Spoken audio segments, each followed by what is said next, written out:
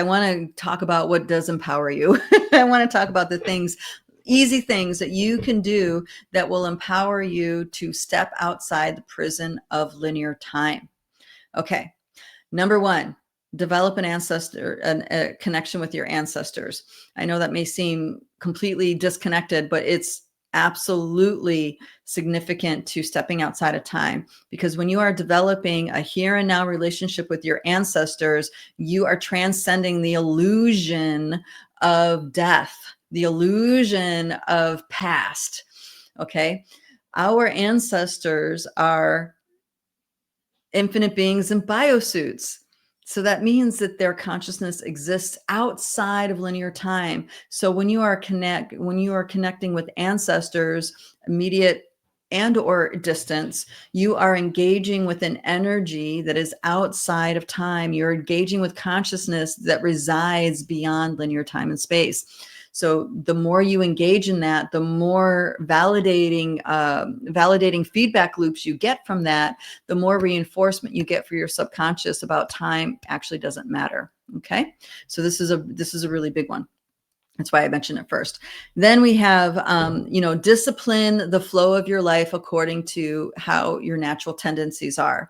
For example, workouts, right? There's some people that thrive in morning workouts. If that's what you thrive on, great, do it. No big deal. My particular rhythm and flow didn't work that way. I would always be in the time and space right for workout in the early afternoon. So my natural day would just unfold. And then when it came time where it was right for my workout, I would look at the clock and it was almost the same time every day. It was like 1:15, 1:15ish, give or take 10 or 15 minutes. But the fact is that I committed to myself to the discipline of doing my workout, and all that stuff, that my focus and attention and commitment was there. So like clockwork, I was there every day to do it. So the discipline according to your flow does work. It still takes commitment. It still takes discipline. It's just you're doing it according to the flow versus the clock telling you when it's time to do it. Okay. Because what happens when the clock goes off and you're not ready because there's some loose end in your world, in your life that still needs your attention. Now you missed your time. Now you're telling yourself you're late. Now you're feeling rushed. Now you're not really paying as much attention. You're not as present as you would be if that particular, if you didn't miss the time. You see what I mean? So it is more significant to how we show up in the world than maybe we give weight to. All right. Another thing, pay attention to the natural world and the natural timing of the cycles. The natural timing of the cycles are things like the equinox, the solstices. And you know what's really interesting? There's a lot of people that don't even know the difference, right? This is important because the solar cycles that the entire planet life force lives by, okay, are important for us to be tuned into, because it's the rise and fall of energy. It's the rise and fall of light. Okay. It's the movement through dawning and setting. Okay. So the more you can be in rhythm, aware of the solstices and equinoxes. For example, we're approaching the fall equinox. You're practicing retuning your body and your systems to the natural movement of cycles. Being present and witnessing sunrises and sunsets. Very, very good for you. It's very good for us all. I talked about this before. It actually releases relaxation hormones in your body. It literally settles your nervous system and puts you in a healing rest and digest state. Okay. And you're tuned in with the rise and fall of the sun. And then you want to pay attention to your dreams. Pay attention to your dreams. Now, if you can remember the story of your dream, great, but that's not actually the key piece. The key piece is remembering the feeling you wake up with. The feeling you had. Like this morning, I woke up, I know that I dreamed. I felt like a lot of things happened. I felt like a lot of awarenesses opened up that weren't available before, but I couldn't tell you exactly the story of my dream, but I was aware that I was getting downloaded. I was working with downloads and opening up my consciousness to another level that wasn't available to me before. I was highly aware of that part. Okay. And that is the part that that impacts, right? So because I do the work in the dream realm in the way that we do, this is something that's very natural for me. I make time and space. I value it. I treasure it. It's something that is sacred. So that makes me more attuned to things going on. And that habit makes me more attuned to things going on inside, being aware of how I feel, being aware of subtle changes around me or in me, with certain reactions. It's sharpening my truth compass, right? Because I'm listening, I'm paying attention.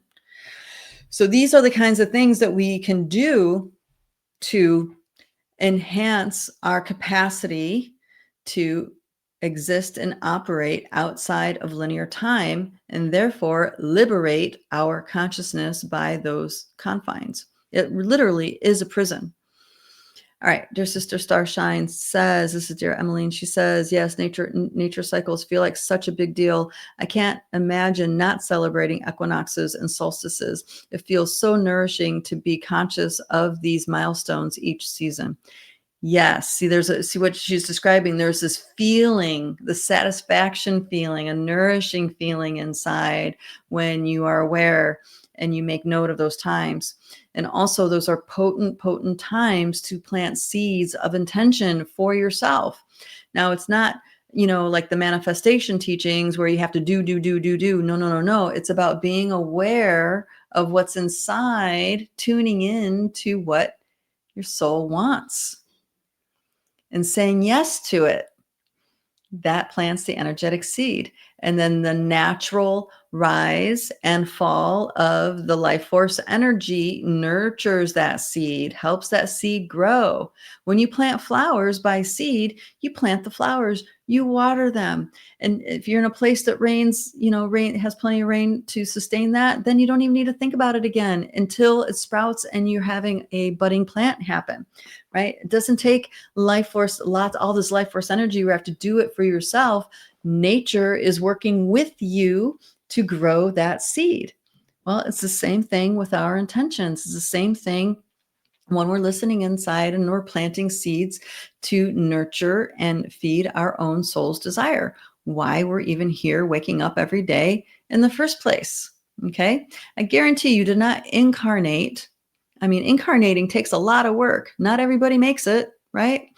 I guarantee that you did not incarnate so you can live the program, pay bills and taxes, and die. That was not your soul's purpose. That's a compilation of overlays on the natural world and the natural system. You see? Saw a really, really great clip this morning. There's this movie called Apocalypto. Now, I have a lot, I talk about past life mystery school issues.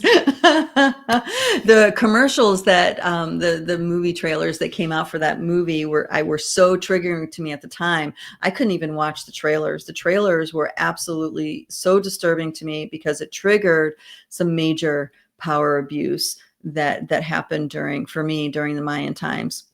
And it took me about 10 years to be able to actually watch the the trailer and not get triggered. And then finally I was able to watch the movie. So there's some key clips in that movie that are absolutely genius. Number one, the pace of it. The pace had left lots of time, lots of empty space for the subtle things to emerge into awareness. And this particular clip was hunters that, the breeze blew a certain way and they can tell there were people there, and they interacted with these people that were fleeing their lands, and they all looked, a lot of them were injured and scared, and they were terrified, and they were offering those hunters some fish so they can, with permission, to pass through their territory. And of course, they said yes, and the young warrior was so concerned for these men, because this was a warrior that he was looking at that didn't look right. Something was wrong, and he said, pass with safety. Be safe as you pass." Something like this. Anyway, so they make it back to the village in this scene, and the and they were still carrying this concern. He was still very disturbed by what he saw. And his father, who was a very strong and wise man with what they were depicting, and he said, you saw what was on those people. And he had to explain. He's like, "No, I know that something wasn't right." And he said, it's fear. Fear is a sickness. It is a disease that kills your spirit. Fear can creep into your heart and rob you of your centeredness and peace. Now, he said, strike the fear from your heart. And this still did not fully satiate the warrior, because there was this awareness of, well, there's a reason why I have this feeling, and I don't know what to do about it. And he's telling to strike it down, but what if it comes back? What do we do about this thing that we've never seen before happen? And now these are the kinds of thoughts that a person has. They didn't say any of that. There was silence, and the father was still studying his son. And he says, "Tonight the elders will gather. Tonight the elders will go to the ancient cave, and we will consult the spirits, and they will guide us on what to do." So it was a way to, and what I saw in the scene, it was a way to address the unknown. There's something unknown coming. We don't know what it was. It serves us not to live in fear, to be in fear, to hold the fear.